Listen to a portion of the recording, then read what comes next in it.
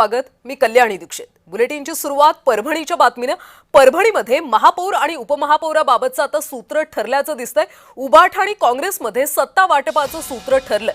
मुस्लिम महापौर तर हिंदू उपमहापौर होणार आहे। उबाठाचे सय्यद शरफुद्दीन किंवा सय्यद इक्बाल हे महापौर होऊ शकतील, तर काँग्रेसकडून गणेश देशमुखांचं नाव उपमहापौर पदासाठी निश्चित झालंय।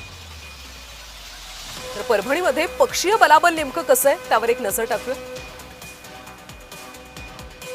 परभणी मनपामध्ये एकूण 65 नगरसेवक आहेत। बहुमताचा जादुई आकडा हा 33 आहे। शिवसेना ठाकरे पक्षाकडे सध्या 25 नगरसेवक आहेत। काँग्रेसकडे 12 नगरसेवक, भाजपकडे सुद्धा 12 नगरसेवक आहेत। राष्ट्रवादीकडे 11 नगरसेवक,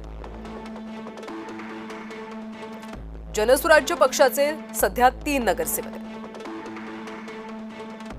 यशवंत सेनेचा 1 नगरसेवक,